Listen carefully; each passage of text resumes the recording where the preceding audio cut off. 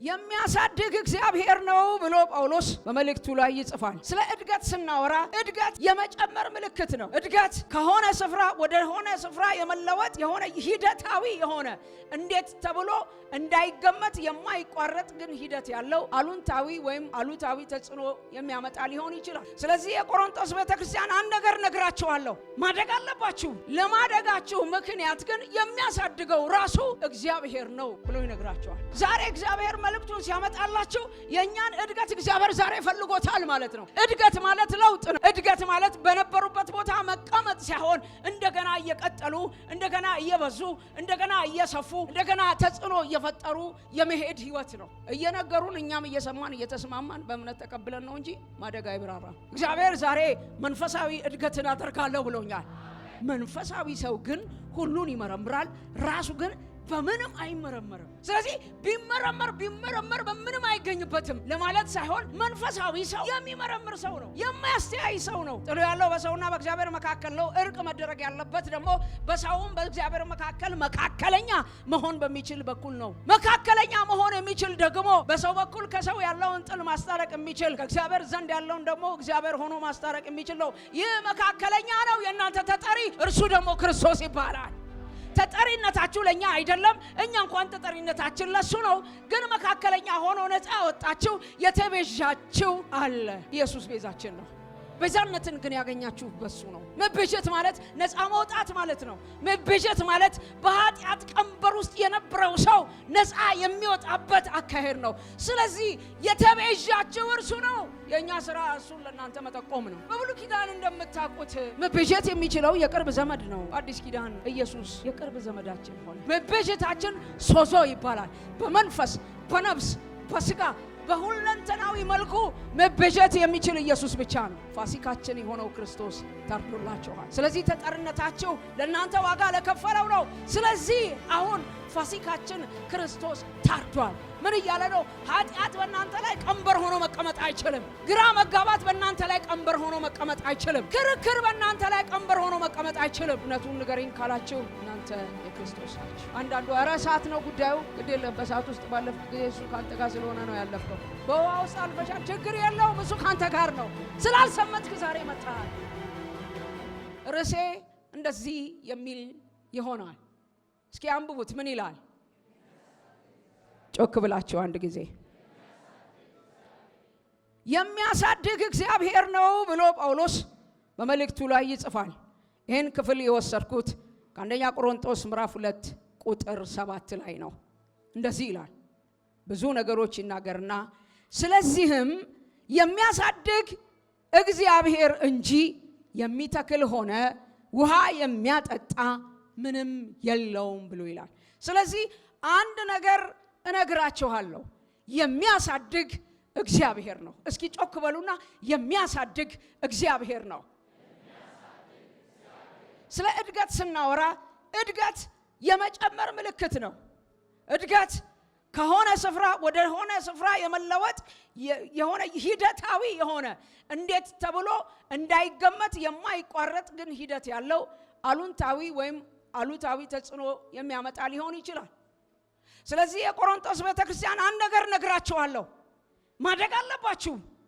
ለማደጋችሁ ምክንያት ግን የሚያሳድገው ራሱ እግዚአብሔር ነው ብሎ ይነግራችኋል።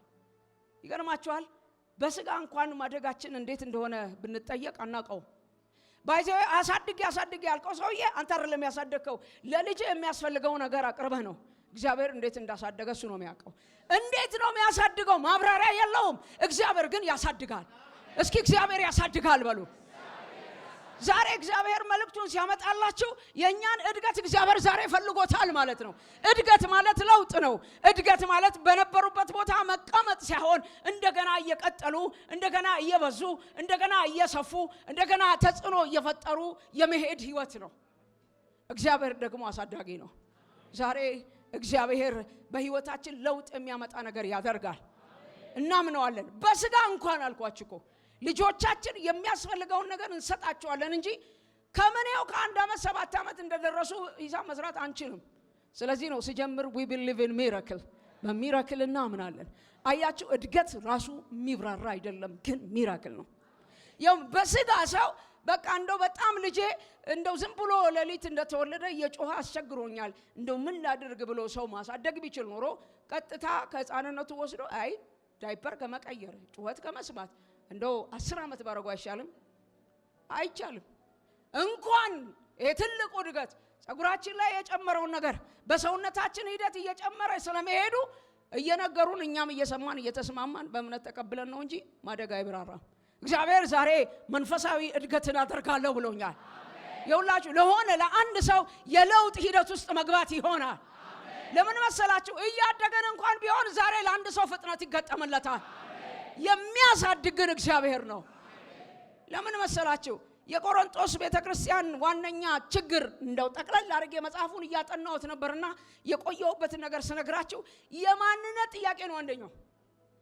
መጽሐፉ ይሄ ምዕራፍ 1 በተለይ የቆሌ በተለይ አረቆሌ እንዴት ነው ሲላቸው ቆሮንቶስ ከዛሬ 4 ዓመት በፊት መስረታት እንደሄደችው አይደለም። በጣም ብዙ ነገር ወደ ኋላ ተመልሷል። ሰዎች ብዙ የጸጋ ስጦታ ተገልጦባቸው ነበረ። ብዙ ነገር አውቀው ነበረ። ቃሉንም ነግረሃቸው ነበረ። እንደገና ደግሞ አጵሎስም መጥቶ አጠጥቷል። እንደገና ኬፋም አሳድጎ ግን አጠጥቶ ነበረ።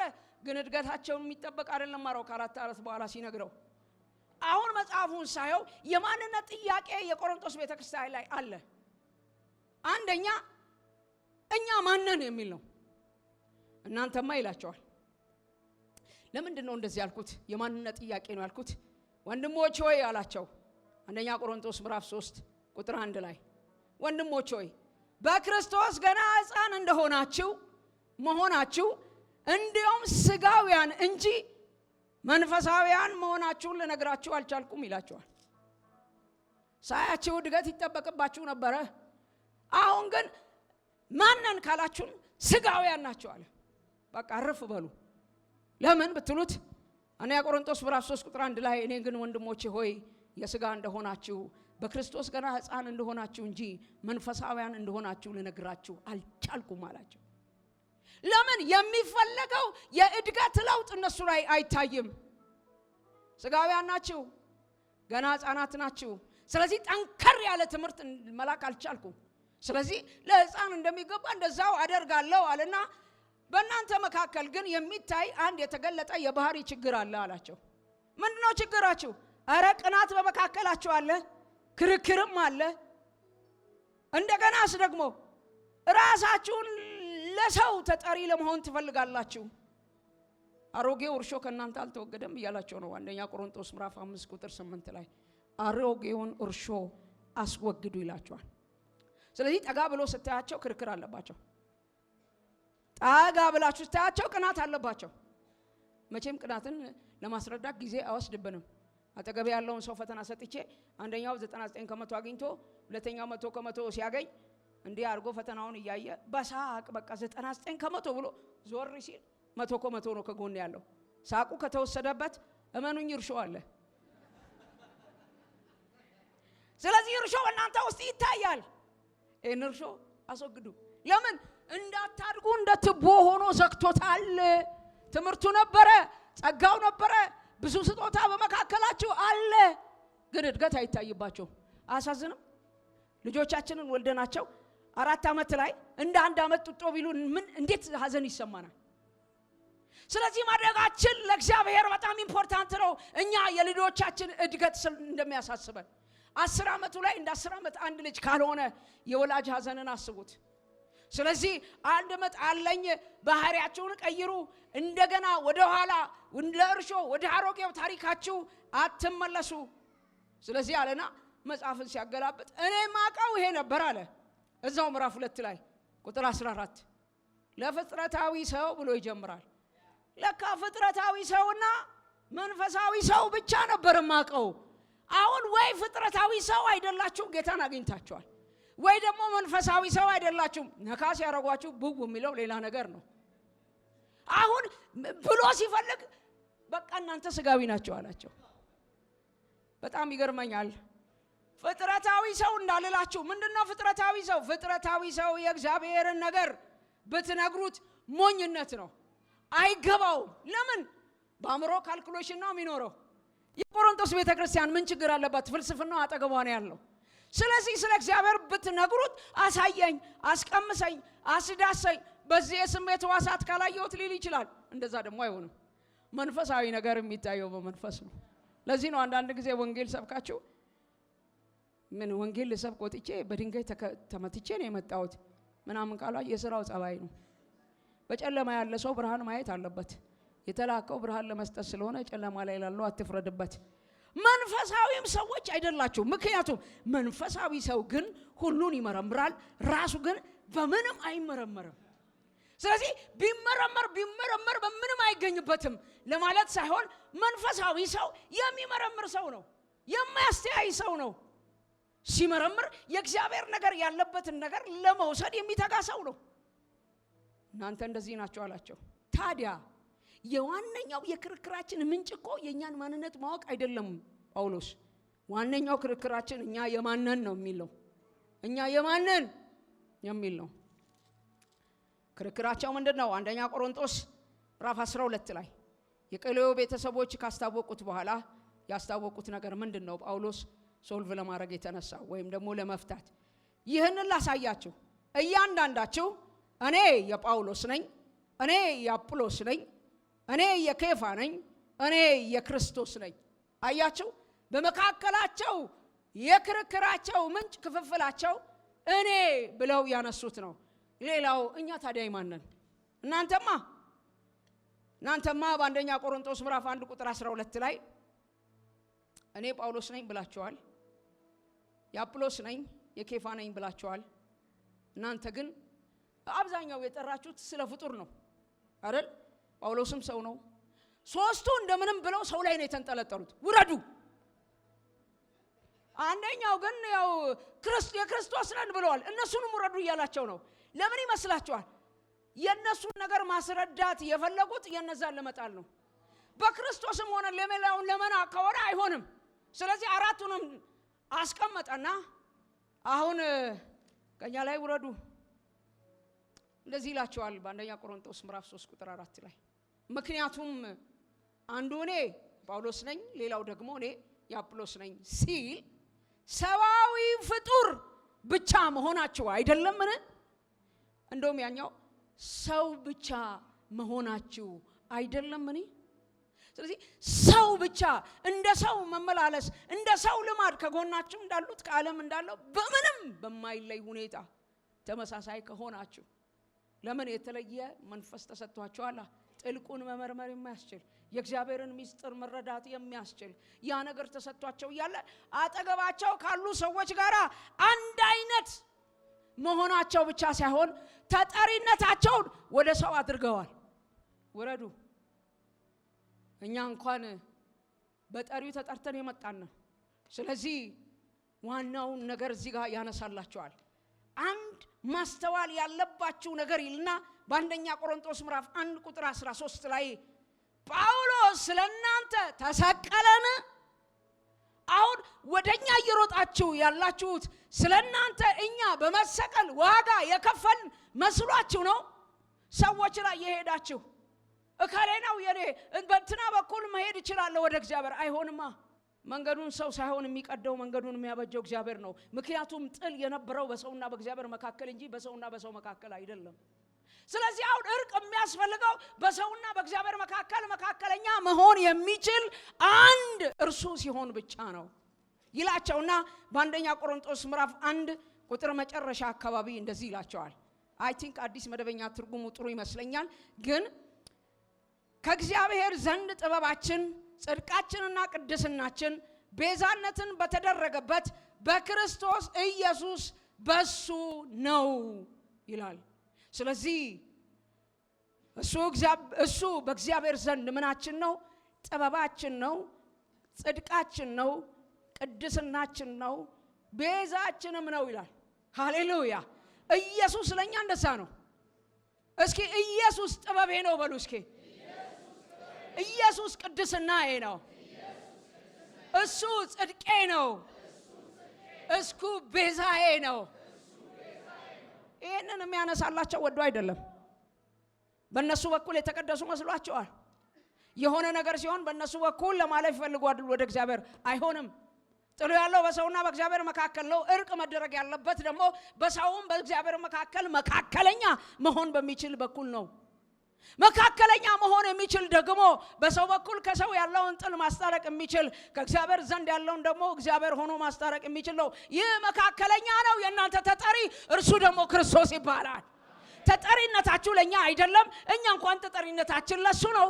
ግን መካከለኛ ሆኖ ነፃ ያወጣችሁ የተቤዣችሁ አለ። ኢየሱስ ቤዛችን ነው። እስኪ ጮክ ኢየሱስ ቤዛዬ ነው። ነፃ ወጥቻለሁ። ቀንበር እኔን አይመለከተኝም።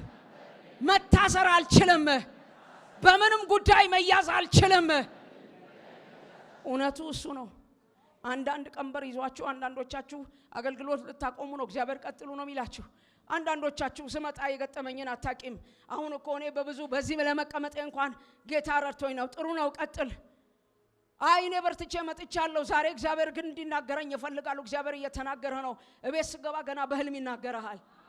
መካከለኛ ያለውን ማወቅ አለባችሁ። ተጠሪነታችሁ ለኛ ሳይሆን ለእርሱ ነው። ስለዚህ ምን ይላችኋል? የተቤዣችኋል። የመጨረሻዋን እኔ እሱ ጥበባችን ነው። በሰው ጥበብ አንመላለስም።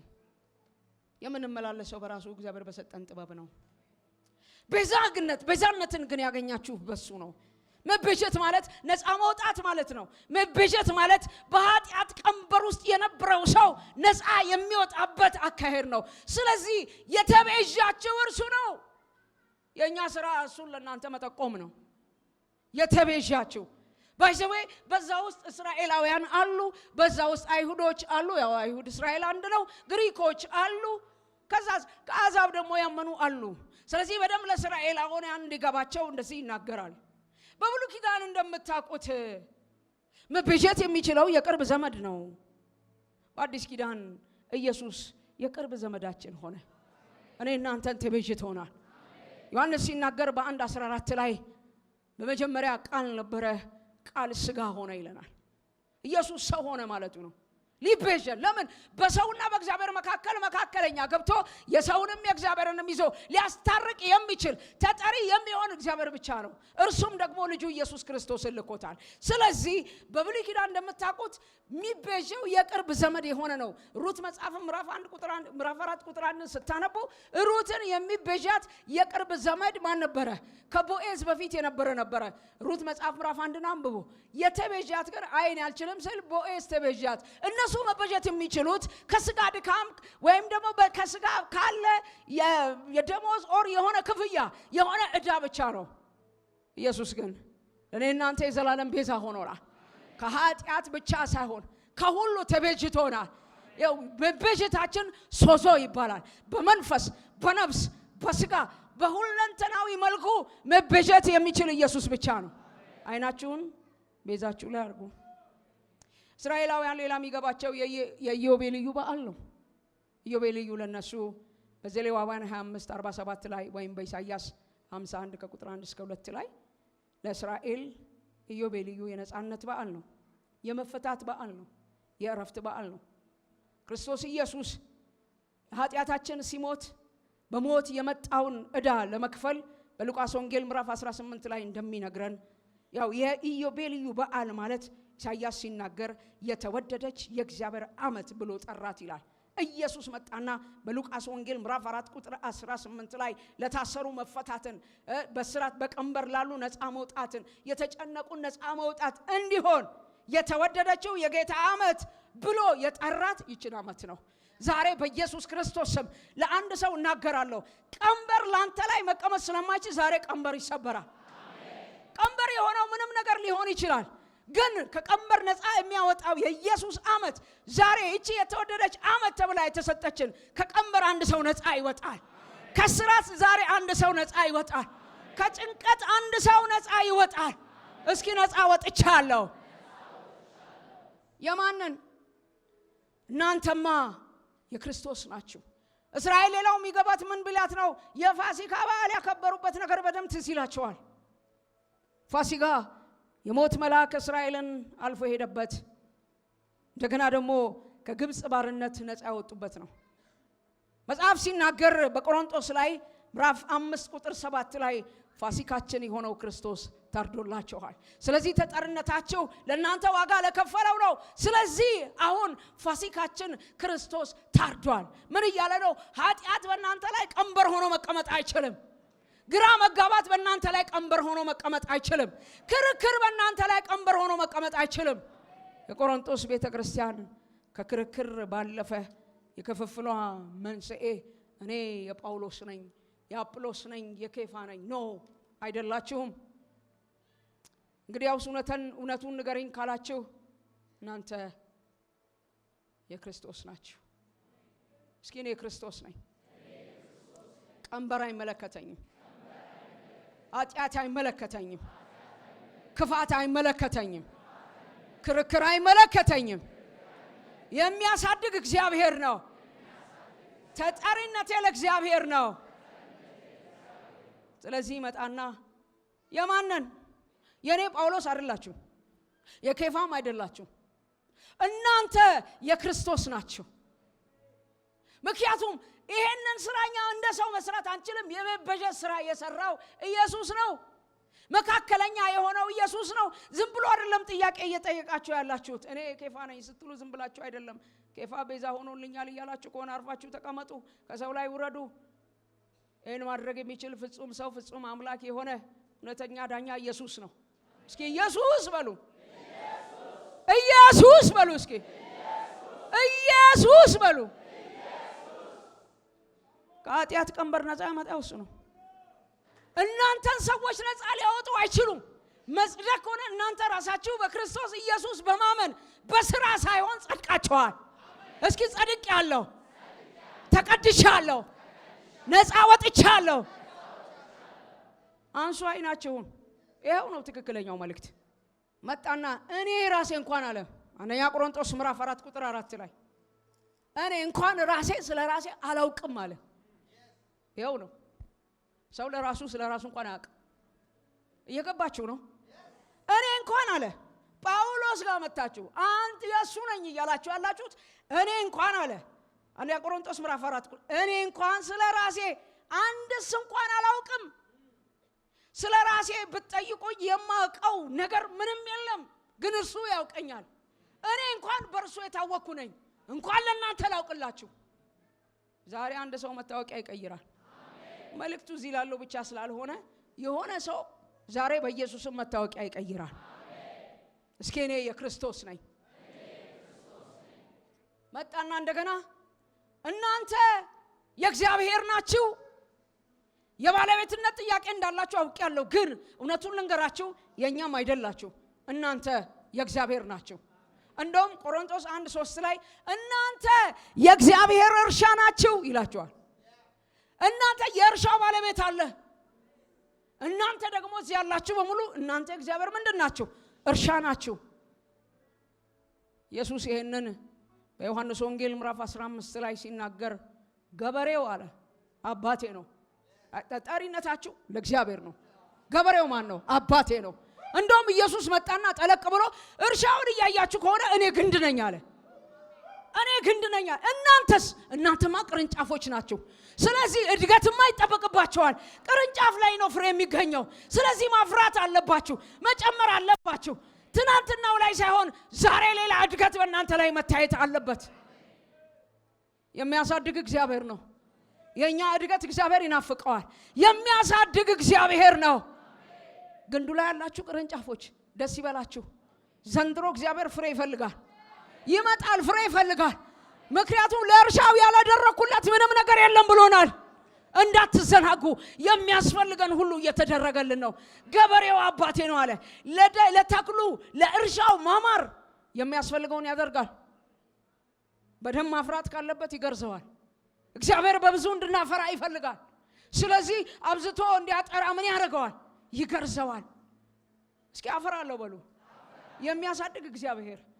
እስኪ የሚያሳድገኝ እግዚአብሔር ነው በሉ። እኔ ደግሞ አፈራለሁኝ በሉ። ሰላም ስታፈራ መታየት አለብህ። ብጥብጥ ባለበት መካከል አንተ ስትገኝ ቦታው ረፍት መሆን አለበት እያለ ያለው እኮ ትዕግስት ባንተ ውስጥ መታየት አለበት። ነካ ሲያረጉ በሚለው ምንድነው? በረከት ነው ቢወጣው። አንዳንድ ጊዜ እየቆያችሁ አጠገባችሁ ያላችሁን ሰዎች ፈትኗቸው። በጣም እየተጠጋችሁ የነካችሁ ስትወጡ ዋነኛው ባህሪ ይገለጣል። ሲገለጥ ትዕግስት ይገለጥባችሁ። እግዚአብሔር ፍሬ ይፈልጋል። እንዴ እርሻው ከዘራ በኋላ ችግር የለም ፍሬው ባይለቀም የሚል ገበሬ አለ እንዴ? አረ እግዚአብሔር ታማኝ ገበሬ ነው። በእርሻ ውስጥ አሁን ፍሬ ሊፈልግ ይመጣል። በኢየሱስም በዛ ጊዜ አንቺ ታፈሪያለሽ። በምክንያት ወደ ኋላ ቀርተሽ ሳይሆን ያለ ምክንያት ታፈራላችሁ። የሚያሳድግ እግዚአብሔር አሁን ማፍራትን እያወጀ ነው። ምን እያላችሁ ነው? ማፍራት የናንተ ነው። እኔ ለተክሉ የሚገባውን እያደረኩ ነው እያለ ነው። እስኪ አፈራለሁ ልስማ። ትዕግስትን ታፈሪያለሽ፣ ሰላምን ታፈራለህ፣ በረከትን ታፈሪያለሽ፣ እረፍትን ታፈራለህ። መከናወን በቤት ይሆናል፣ በጓዳ እረፍት ይሆናል። አንተ በጓዳ ቀውስ፣ በአደባባይ ሰላም አትሆንም። በሁለቱም ስፍራ ሰላም ትሆናለህ። የእረፍት ምክንያት ትሆናላችሁ፣ የሰላም ምክንያት ትሆናላችሁ።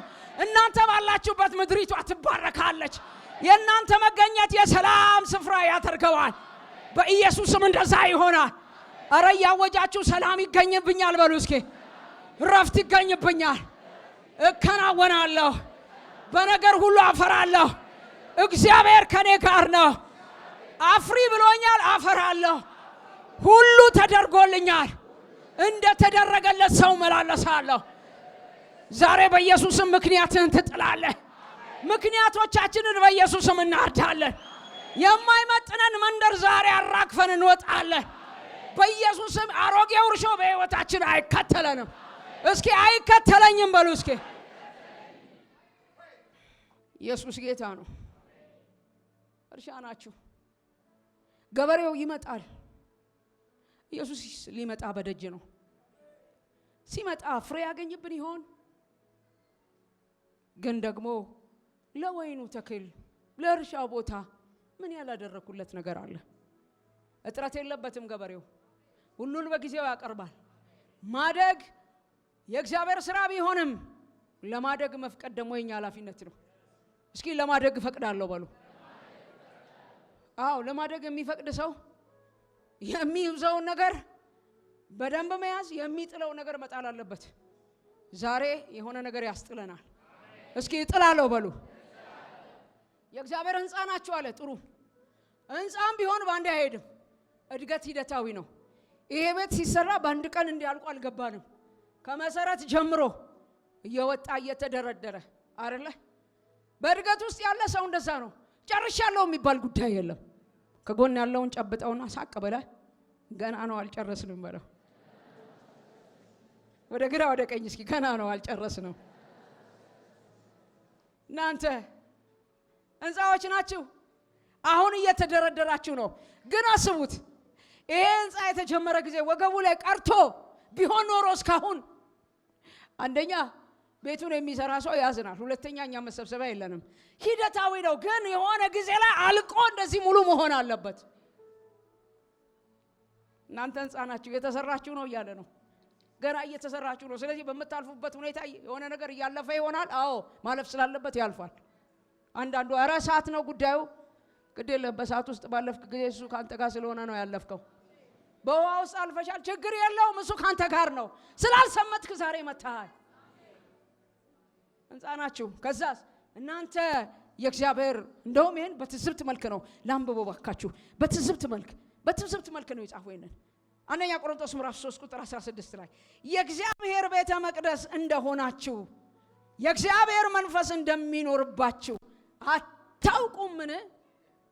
ማለት መንፈሱ በእናንተ ውስጥ ነው። ያ የሚያሳድገው መንፈስ፣ ያ የሚያጠጣው መንፈስ፣ ያው የሚያረካው መንፈስ፣ ያው የእግዚአብሔርን ቃል የሚገልጥላችሁ መንፈስ እስኪ በኔ ውስጥ ነው። መንፈስ ቅዱስ በኔ ውስጥ ነው። አታውቁምን የሚላቸው እኮ እንዲህ ነው። ምክንያቱም ሌላ ጉዳይ አላቸው። ወገኖቻችን ወደ ጣዖት ቤት እየሄዱ ነውና ከነሱ ጋር አብረን እንደው ሲጋብዙን እንሄድ እንዴ? ታው እንጂ እናንተ መሄድ አትችሉም። ለምን? አንደኛ ቆሮንቶስ ምዕራፍ 6 ቁጥር 20 ላይ ስጋችሁ ከእግዚአብሔር የተቀበላችሁት በእናንተ የሚኖረው የመንፈስ ቅዱስ ቤተ መቅደስ እንደሆነ አታውቁምን? አሁን ከሌላ ጋር መስማማት አትችሉም። ለዚህ ነው ስጋውያን ናችሁ። መንፈሳዊ እንደሆናችሁ ልነግር ፈልጌ ነበር አልቻልኩም። ፍጥረታዊ እንዳልል ደግሞ በጌታ አምናችኋል፣ ግን ደግሞ በእድገታችሁ ላይ የሚታይ ለውጥ የለም። ምንድነው የለውጡ አለመታየት ምክንያት ሲባል እናንተ ራሳችሁ ወደ ሌላ ቦታ ወደ ዓለም ትታችሁ ወደ መጣችሁት እኒህ ትላላችሁ። እናንተ ራሳችሁ ስጋችሁ ከእግዚአብሔር የተቀበላችሁት ይሄ እስኪ ከእግዚአብሔር የተቀበልኩት ነው በሉ። አገርማችሁ ይሄ ራሱ እንኳን እኛ ሁለንተናችን ይሄ ራሱ ስጋችን ከእግዚአብሔር የተቀበልነው ነው። ስለዚህ ይጠበቃል ማለት ነው። ይሄ ራሱ ማደሪያ ነው። ስለዚህ መጨረሻ ላይ ምዕራፍ 3 ቁጥር 23 ላይ እንደዚህ ብሎ ያበቃል። ጳውሎስም ቢሆን አጵሎስም ቢሆን ኬፋም ቢሆን ዓለምም ቢሆን ሕይወትም ቢሆን ሞትም ቢሆን ያለውም ቢሆን የሚመጣውም ቢሆን ሁሉ የእናንተ ነው። እናንተ የክርስቶስ ናችሁ፣ ክርስቶስ የእግዚአብሔር ነው። አሜን። እናንተ የማን ናችሁ? የክርስቶስ ናችሁ። ክርስቶስ የማን ነው? ስለዚህ እናንተ የማን ናችሁ? የእግዚአብሔር ናችሁ። እስኪ እግዚአብሔር ያሳድጋል በሉ። እግዚአብሔር ነው የሚያሳድገው። በእናንተ እድገት ውስጥ የኛ እጅ አለ። አዎ የኛ እጅን ግን ልንገራችሁ፣ እንደው ዝም ብላችሁ በምስጢራዊ ነገር አሁን መጽሐፉን ስታጠኑት እናንተስ የሚሉ አይመስላችሁ? ቆይ እናንተ ስጋዎች ናችሁ አልከን፣ እሺ በእናንተ ላይ ተጠሪነታችሁ መብት ያለው እናንተም ደግሞ እግዚአብሔር ናችሁ አል፣ እሺ ታዲያ እናንተ ማን ናችሁ የሚሉ አይመስልም? እናንተስ? አሃ ስለኔ እየጠየቃችሁ ነው። መልካም። ስለኔ ማወቅ ከፈለጋችሁ እኔማ እንዲህ ነኝ አለ ጳውሎስ። በጣም ይገርማል። አንደኛ ቆሮንቶስ ምዕራፍ 3 ቁጥር 10 ላይ የእግዚአብሔር ጸጋ እንደ ተሰጠኝ መጠን እንደ ብልሃተኛ አናጢ አለቃ መሰረትን መሰረትኩ። የኔ ስራ ብልሃተኛ አናጢ መሰረትን እንደሚመሰርት፣ መሰረት የሚለው ክርስቶስ አለቱ ነው። መሰረቱ ክርስቶስ ነው። የቆሮንቶስን ቤተክርስቲያን ግን እኔ እንደ ብልሃተኛ አናጢ የመሰረትኩ ነኝ። የቆሮንቶስ ቤተክርስቲያን ተክዬ ሊሆን ይችላል። ምክንያቱም ኢየሱስ በዚህ ምድር ላይ ሁሉን አጠናቆ ከጨረሰ በኋላ የሰጠኸኝን ቃል ሰጠዋቸው ብሎ አሳይመንት ሰጥቶን ሄደው። እኔና እናንተ በዚህ ምድር ላይ ያለነው ምን ለማድረግ ነው? አገልጋዮች ሆነን ነው። አንዱ ቦታ ላይ ሎሌ ብሎ ይገልጸዋል። አንደኛ ቆሮንቶስ ምዕራፍ 4 ቁጥር 1 ላይ እንግዲህ ሰው እኛን እንደ ክርስቶስ ሎሌና እንደ እግዚአብሔር ምስጢር መጋቢ ይቁጠረን። አሁን እኛን መቁጠር ከፈለጋችሁ የእናንተ ባለቤት ሳንሆን እኛ ግን የክርስቶስ አገልጋዮች ነኝ። እስኪ እኔ አገልጋይ ነኝ በሉ። አገልጋይ ማለት የተቀበለውን የሚሰጥ ነው። አገልጋይ ማለት በተሰጠው ጸጋ እግዚአብሔርን የሚያገለግል ነው። አገልጋይ ማለት አለዚህ ጋር የምንተክልነን ደግሞም የምናጠጣነን። እንዳያችሁት አጵሎስ አጠጥቷል፣ ኬፋም አጠጥቷል፣ እኔም ተክያለሁ። ስለዚህ እኛን ስትቆጥሩ እንደ ባለቤት እንደ ባለመብት በእናንተ ላይ የፈለግነውን ፍርድ እንደሚያደርግ ሰው እንደ ፈራጅ እንዳትቆጥሩ። በራሳችን ላይ እንኳን ለመፍረድ የምንችል ሰዎች አይደለንም። አይገርማችሁም? እኛም ስንሰራ እያያችሁ ነው። ግን ደግሞ በትክክልም እንድንሰራ የተቀበልነው ነገር ያዘናል። አገልጋዮች አቤት በሉ እስኪ። ሁላችሁ ነው የሚመለከተው። እስኪ አገልጋዮች ኔክሬሽን ላይ ሁሉም አገልጋይ ነው። ስለዚህ እኛ ምንድነን? ሎሌ ነን፣ የእግዚአብሔር ምስጢር መጋቢዎች ነን። እንደዛ አድርጋችሁ ቁጠሩን።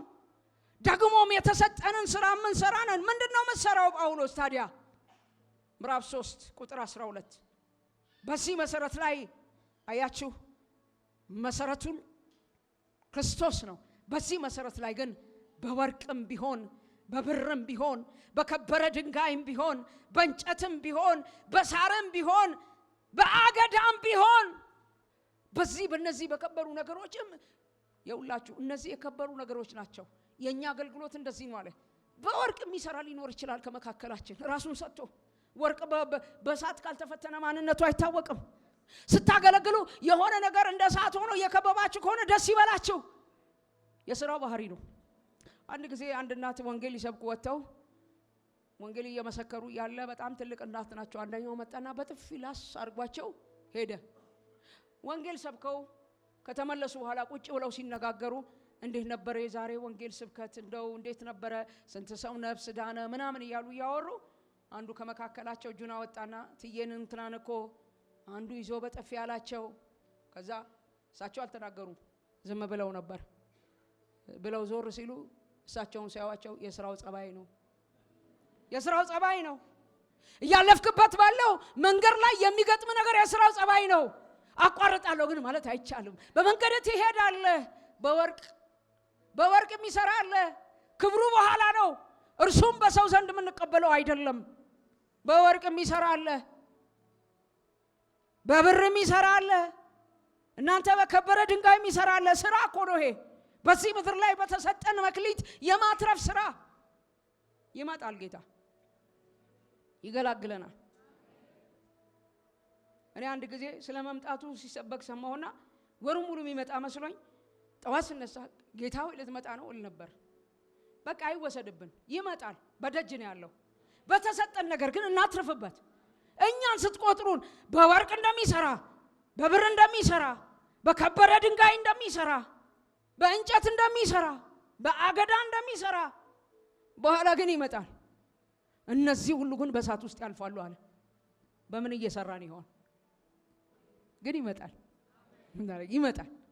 ስራችንም ይፈተናል። በዛ ውስጥ አሁን በእሳት ውስጥ የሚያልፈውን እዩ። አገዳው ያልፍ ይሆን? እንጨቱ ያልፍ ይሆን?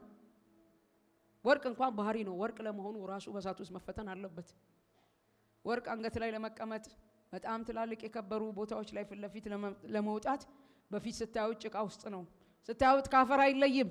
ስለዚህ ሰው ሁሉ ይረግጠዋል። ግን የሆነ ጊዜ አለ እየተረገጠ አይኖርም። የሆነ ሲዝን ሲመጣ በእሳቱ ውስጥ ካለፈ በኋላ ወርቅ የሚቀመጠው ፊት ለፊት ነው አይደል? ወደ ኋላ የሚያስቀምጠው አለ። እኛ እንኳን አሁን የት ጋር ያደረግነው የከበረ ቦታ ላይ እግዚአብሔር ይርዳል። እየጠለቀን ስንመጣ አገልግሎት ደስ ይላል። እስኪ አገልግሎት ደስ ይላል በሉ። ስለዚህ ምንድነው የሚያሳድግ እግዚአብሔር ከሆነ እኛ ደግሞ እንደግ። የሚያሳድገው እሱ፣ የሚያስፈልገውን የሚያቀርበው እሱ፣ እድገት የሚሰጠው እሱ። እንዴት ነው እድገቱ? ሚራክል ነው። እንዴት እያደግኩ ነበር ብሎ መገመት አይቻልም። አሁን ስንደርስ ይኸው ደርሰናል። በቃ ስለዚህ አስወግዱ ወይም ቁረጡ የሚል ነገር በጣም ጠበቅ አድርጎ ይናገራል። የሚያድግ ሰው የሚጥለው አለ፣ የሚጨብጠው አለ። የሚያሳድግ እግዚአብሔር ቢሆንም እርሱ የኛን እድገት የሚፈልግ እለት እለት ልጄ ወደ ደረሰ እያለ በአይኖቹ የሚያየን ቢሆንም እድገት ግን በእግዚአብሔር ጋር ብቻ ተወስኖ አይቀርም። ለማደግ ሰውየው መፍቀድ አለበት። እኔና እናንተ መፍቀድ አለብን። እስኪ ለማደግ እፈቅዳለሁ እጃው ተሳታችሁ። ስለዚህ ወስናለሁ እያላችሁ ነው። አስወግዱ ይላል። ምንና አስወግድ? እንደነገርኳችሁ ስጋዊዎች ናችሁ፣ ህፃናት ናችሁ። ይሄንን ሞባይል ለህፃን ልጅ ብሰጠው እመኑኝ ከጌምና ከሆነ በጣም ህፃን ትንንሽ ነገር ከሚሰራበት ውጪ ሊሰራበት አይችልም። ምክንያቱም የእድገት ውስንነት።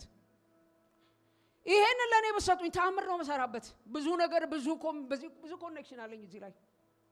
እድገት ወንድሞቼ፣ እድገት የሚታይ ነው።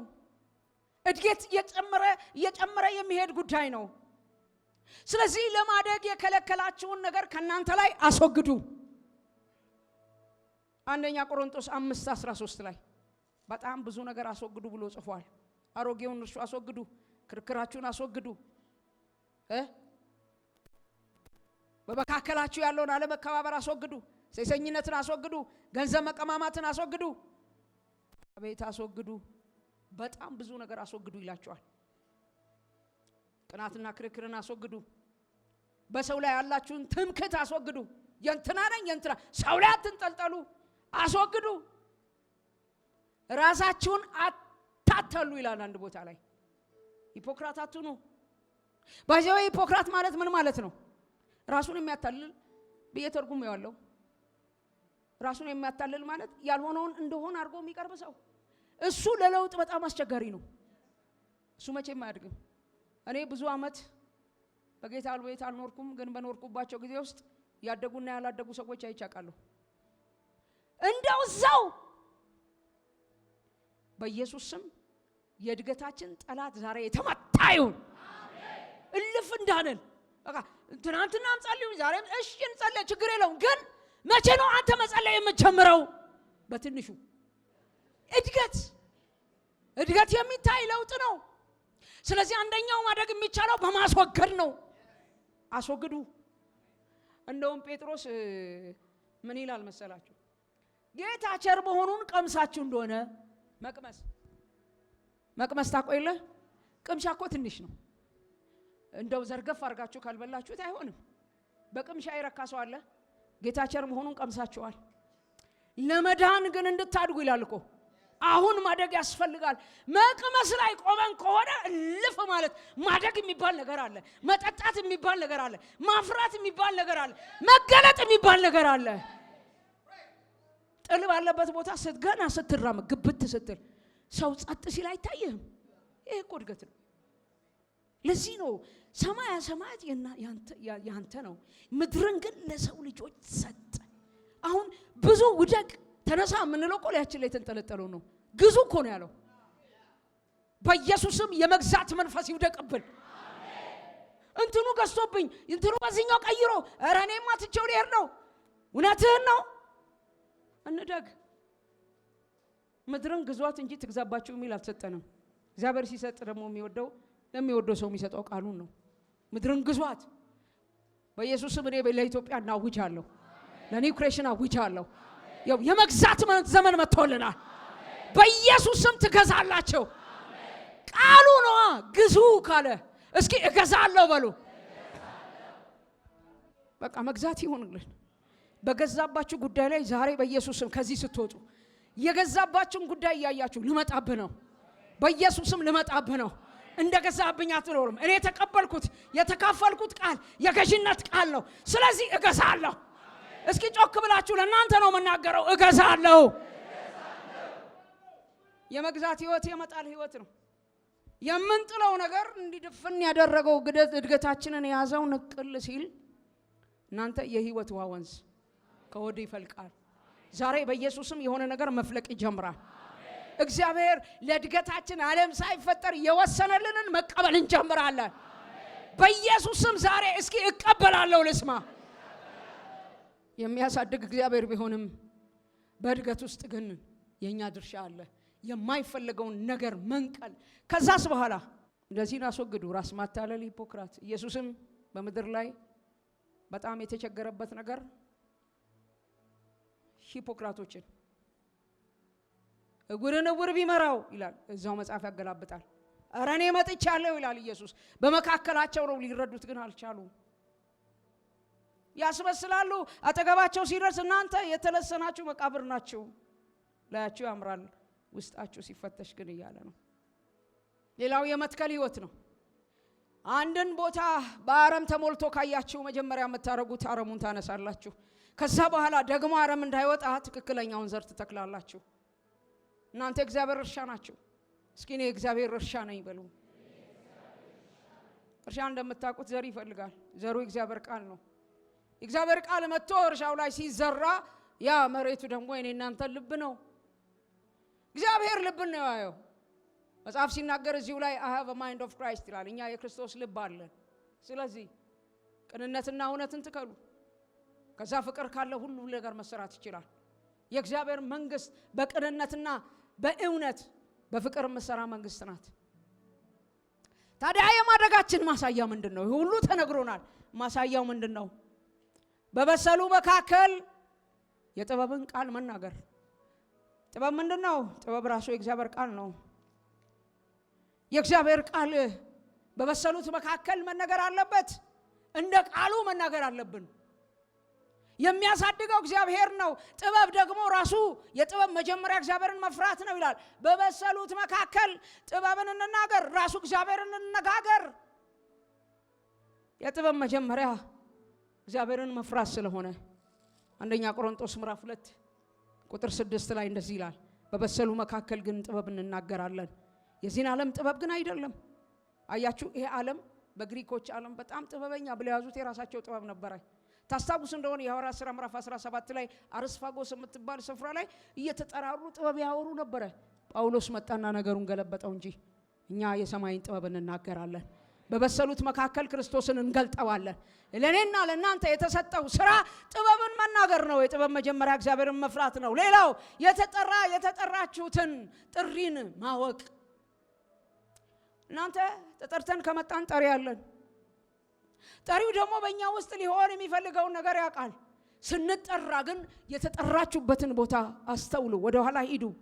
ከየት ነው የተጠራ ነው? የጠራን እሱ ታማኝ ነው። ሞኞች ሳለን አይደል እዚህ ምዕራፍ 1 ላይ የሚለው ብዙ ጥበበኞች እያሉ ጥበበኞች ነን የሚሉ፣ እግዚአብሔር ግን የዚህን ዓለም ሞኝ ነገር መረጠ ብርቶችን ያሳፍር ዘንድ። እግዚአብሔር የዚህን ዓለም ደካማ ነገር መረጠ። ሆነን ሳለን እንደዛ ተጠርተናል። የከበረውን ነገር በእኛ ሊገልጥ ስለፈለገ። የሚያሳፍረው እኮ ባንተ ነው፣ የሚያሳፍረው እኮ ባንቺ ነው። እግዚአብሔር ጥበብን በመካከላችን ይገልጣል። እርሱ ራሱ በእኔና በእናንተ ውስጥ ይገለጣል። እስኪ ጥበብ በእኔ ይገለጣል በሉ። ስለዚህ ታዲያ ምንድነው መጨረሻው? የቆሮንቶስ መጽሐፍ መጨረሻው እግዚአብሔር ለሚወዱት አዘጋጅቷል። ተዘጋጅቶላችኋል? እስኪ ተዘጋጅቶልኛል። እግዚአብሔርን ለሚወዱ መንፈሳዊ እድገት ውስጥ ላሉ እግዚአብሔርን በመጠማት ለሚጠብቁ እግዚአብሔር ያዘጋጀውን ነገር እንደዚህ እናያለን። እግዚአብሔር ሃሌሉያ፣ እግዚአብሔር ለሚወዱ ያዘጋጀው ነገር ምንድነው? ሚራክል ነው ብያቸዋለሁ አይደለ? ሚራክል ማለት እኮ እኛ ያላወቅነው ያልደረስንበት፣ እግዚአብሔር ግን ደግሞ ሲሰራ ሁሉንም አይዘረዝርም። ዘርዝሮ ጨርሶ ቢሆን ኖሮ ከመጀመሪያ አንመጣም ነበር መሰለኝ። እንደው ግን ቢዘረዝርም አልቅም፣ ለሰው አእምሮ አይገባም። ለዚህ ነው ማርያም ስትናገር እንደ ቃል ይደረግልኝ እኔ ለእግዚአብሔር ባሪያው ነኝ ማለት። ከዚህ በላይ አምላክን የምትወልድ መሆኗን እየነገራት ወንድ አላውቅም ማለችና የሚቀጥለውን ነገር ለመቀበል ግን በጣም ሁሉንም ጨርሰን አንረዳም። እንደ ፈቃዴ ይሁንልን ግን እንላለን። እስኪ እንደ ፈቃዴ ይሁን በሉ። ዘርዝሮ ጨርሶ ስለማይጨርስ ነገር ግን እግዚአብሔር እንደዚህ ለኛ አዘጋጅቷል። እስኪ ለኔ ተዘጋጅቷል በሉ። አይን ያላየውን ጆሮ ያልሰማውን በሰው ልብም ያልታሰበውን እግዚአብሔር ለሚወዱት አዘጋጅቷል። እስኪ እግዚአብሔር አዘጋጅቶልኛል። እግዚአብሔርን ለምወድ ለኔ በቃሉ በኩል በመንፈሱ በኩል የሚያስፈልገኝ ተዘጋጅቷል። አይን ያላየውን ጆሮ ያልሰማውን በሰው ልብ ያልታሰበውን እግዚአብሔር ለኔ አዘጋጅቷል። አሁን ላንተ እድገት የተዘጋጀው ነገር ሊብራራ ስለማይችል ከጎን ያለውን ጨብጡትና አይኑን እያያችሁ አይን ያላየውን በሉት ጮክ ብላችሁ።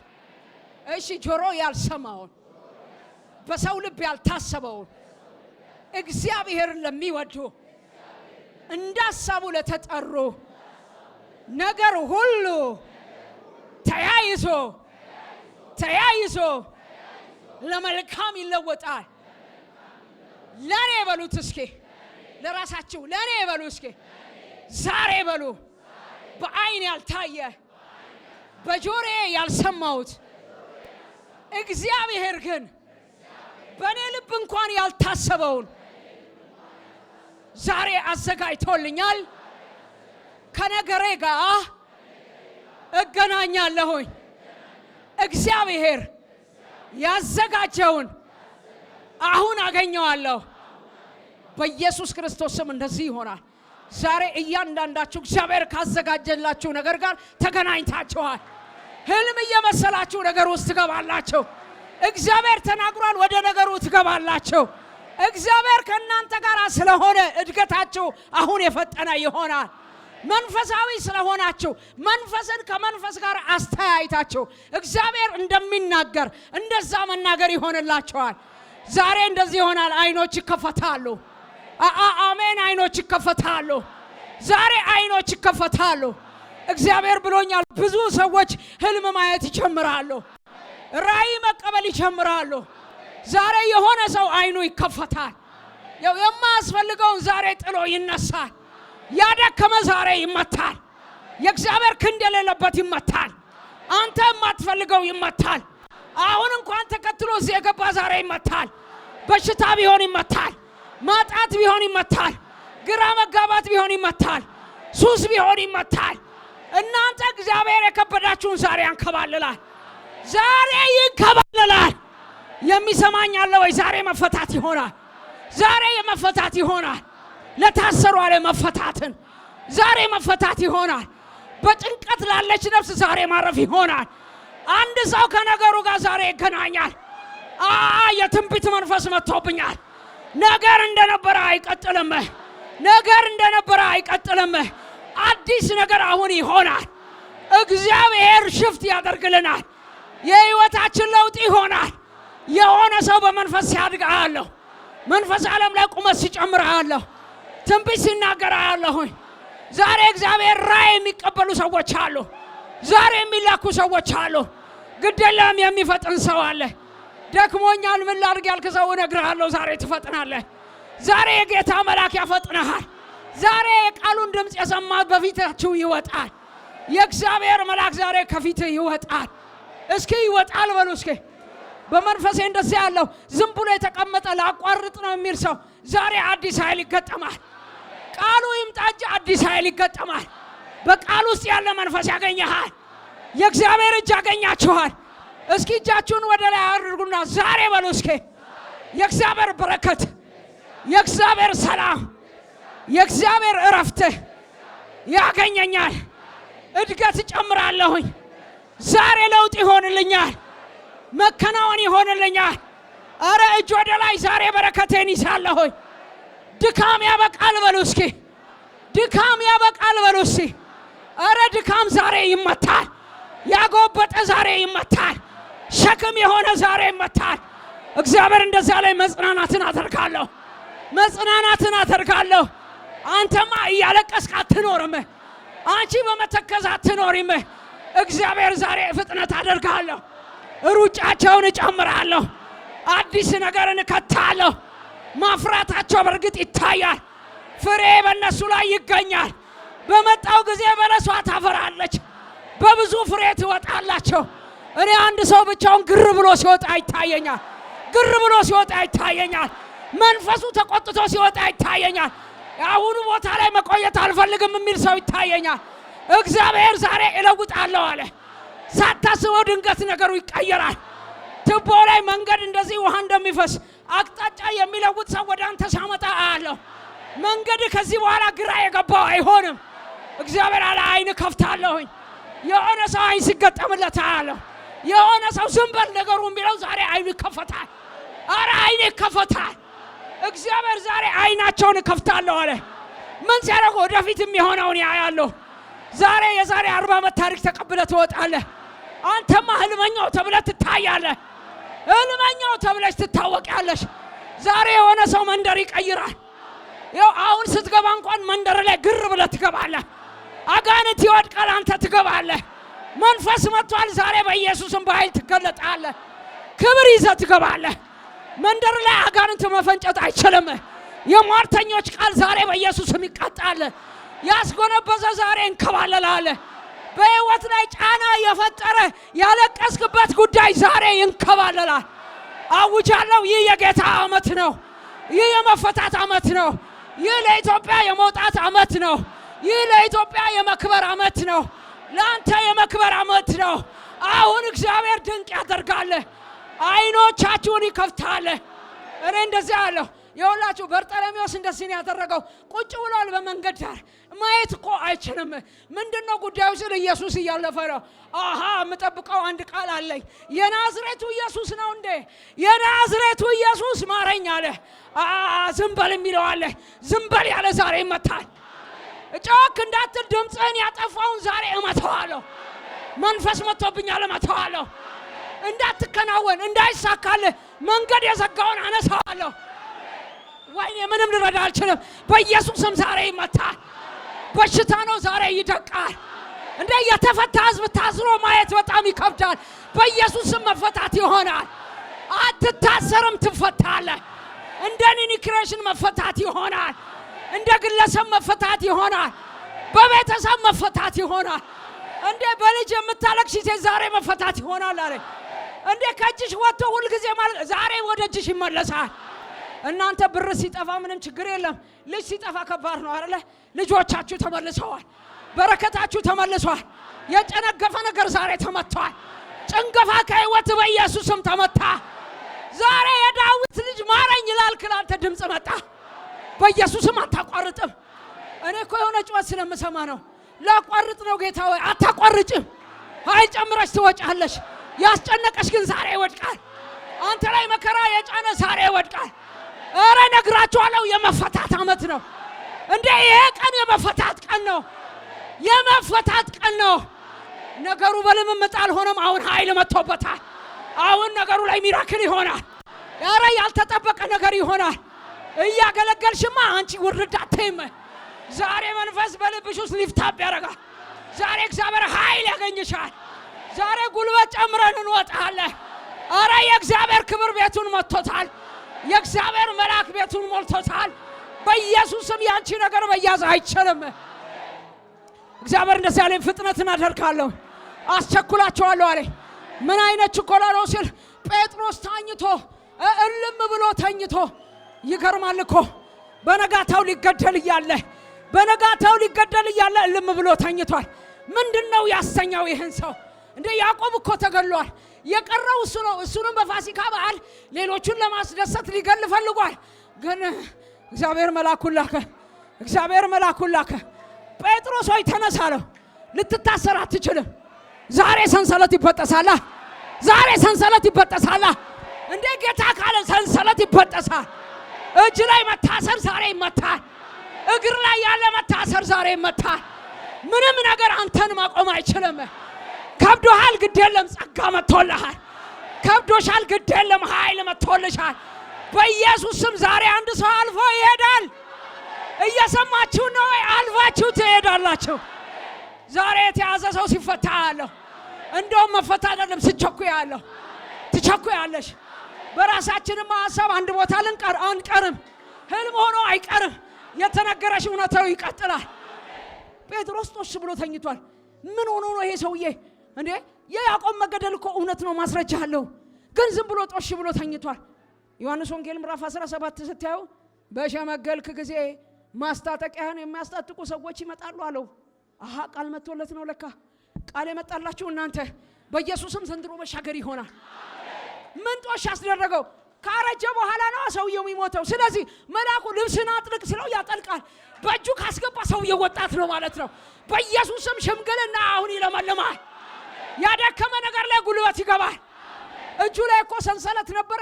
በ12 ጠባቂ ነው የሚጠበቀው። አሃ ሚራክል ማለት ይሄ ነው። እጁ ላይ የገባውን ሰንሰለት ለመበጠስ መልአኩ ተልኳል። ያው ገና ብድግ ሲል ሰንሰለት ተበጠሰ። ዛሬ በኢየሱስም ሰንሰለት ተበጠሰ። ወይ ስለገባችሁ ደስ ይለኛል። እግዚአብሔር እየተናገረ ነው። ሰንሰለት ተበጠሰ።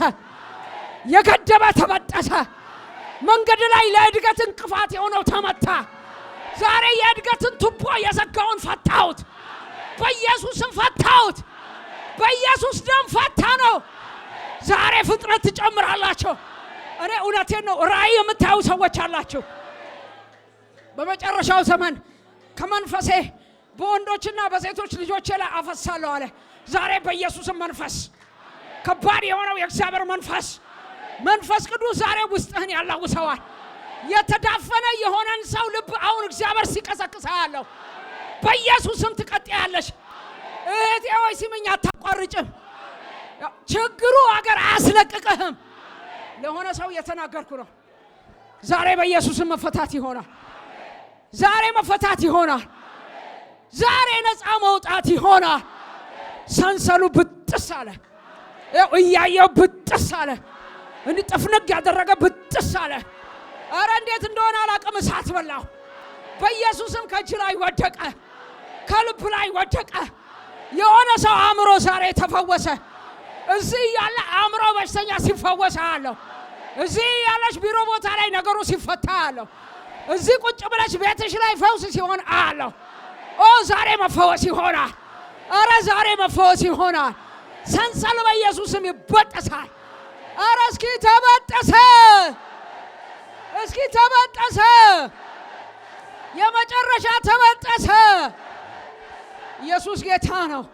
ዛሬ የመጣው ኃይል አንድ ሰው ፍጥነት ጨምሮለታል። አንድ ሰው የእድገት ጎዳና ውስጥ ገባ። አንድ ሰው አልፎ ሄደ። እስኪ አልቆምም በሉ። አንዴ ልጨርስ። አልቆምም በሉ እስኪ። ችግር የለም እንሄዳለን። እስኪ አልቆምም በሉ። ለምን መሰላችሁ? የሆኑ ሰዎች እግሮች ተይዘው ስለማይሄዱ ጉባኤ ላይ ዛሬ በኢየሱስ መፈታት ይሆናል። በራስሽ ሐሳብማ ብዙ ነገር አድክሟል። ችግር የለም። የእግዚአብሔር መንፈስ እኮ የሚያደርገው ደካማውን ብርቱ ነው። ብርቱ የሚያደርግ የእግዚአብሔር መንፈስ፣ ብርቱ የሚያደርግ የእግዚአብሔር መንፈስ ዛሬ በላይሽ ላይ ወደቀ። ዛሬ በቤትሽ ላይ ወደቀ። ዛሬ በጉባኤው ላይ ወደቀ። ዛሬ በአገልግሎታችን ላይ ወደቀ። ሃሌሉያ! ክብር ለእግዚአብሔር እናመጣለን። ከዚህ ቀደም ጌታ ኢየሱስ ክርስቶስን እንደ ግል አዳኙ አድርገው ተቀብለዋል? እንግዲያውስ የእግዚአብሔር ቃል የሆነው መጽሐፍ ቅዱስ ሰው በልቡ አምኖ ይጸድቃል፣ በአፉ መስክሮ ይድናል ይላልና እርሶም ይህንን ጸሎት አብረውን በመጸለይ ሰማይና ምድርን ለፈጠረው ለልዑሉ ኃያሉ እግዚአብሔር ራስዎን አሳልፈው ይስጡ። አብረን እንጸልይ። እግዚአብሔር ሆይ አመሰግንሃለሁ። ኃጢአተኛ እንደሆንኩ አውቃለሁ። ኢየሱስ ክርስቶስ ስለኔ ኃጢአት ሞቷል፣ ተቀብሯል፣ በሦስተኛውም ቀን ከሙታን ተነስቷል። ይህንን አምናለሁ። ኢየሱስ ክርስቶስን የሕይወቴ አዳኝና ጌታ አድርጌ አሁን እቀበላለሁ። አባት ሆይ ስለተቀበልከኝ፣ ስላዳንከኝ አመሰግንሃለሁ። ኢየሱስ ክርስቶስ ጌታ ነው። አሜን። ይህንን ጸሎት ከልቦ ከጸለዩ እንኳን ደስ አሎት፣ የእግዚአብሔር ልጅ ሆነዋል። ለመንፈሳዊ ሕይወቶ የሚረዳዎትን ተጨማሪ ትምህርቶችን ከፈለጉ በኒው ክሬሽን ቤተ ክርስቲያን በመገኘት መማር ይችላሉ። ለተጨማሪ መረጃ በስልክ ቁጥር በ0940 40 0000 ወይም 0940 50 0000 ላይ ይደውሉ። እግዚአብሔር ይባርኮት። ኒው ክሬሽን ዓለም አቀፍ ቤተ ክርስቲያን። የተወደዳችሁ በአገር ውስጥና በዓለም ዙሪያ የምትኖሩ ቅዱሳኖች በሙሉ የኒው ክሬሽን ዓለም አቀፍ ቤተ ክርስቲያን ሪቻ አጥቢያ የሳምንቱን ፕሮግራሞች እነሆ። እግዚአብሔር ለምድራችን በረከት አድርጎ ካስነሳው ከሐዋርያው ጃፒ ጋር ዘወትር ማክሰኞ ከ11 ሰዓት ተኩል ጀምሮ የትምህርትና ጸጋን የመካፈል ጊዜ፣ ዘወትር ሮብ ከ10 ሰዓት ጀምሮ የቃል ጊዜ፣ የአምልኮ በተለያየ ጥያቄ ውስጥ ላሉ ሰፊ የጸሎት ጊዜ፣ በመንፈስ ቅዱስ መገኘት የትንቢት ነፃ የማውጣት የፈውስና የታምራት እንዲሁም በመንፈስ ቅዱስ የመሞላትና በእግዚአብሔር ክብር በሙላት መገኘት የምንረሰርስበት ጊዜ ሲሆን በተጨማሪም ዘውትር እሁድ ከ4 ሰዓት ጀምሮ የቃል ጊዜና አምላካችንን ልዑል እግዚአብሔርን በዝማሬ የምናወድስበት ልዩ የአምልኮ ጊዜ ይኖረናል። ስለሆነም በኒው ክሬሽን ዓለም አቀፍ ቤተ ክርስቲያን ሪቻ አጥቢያ የሳምንቱ ፕሮግራሞች ላይ በመገኘት የእግዚአብሔርን ጸጋና በረከቱን ከኛ ጋር እንዲካፈሉ በጌታ ፍቅር እንጋብዛችኋለን። ኒው ክሬሽን ዓለም አቀፍ ቤተ ክርስቲያን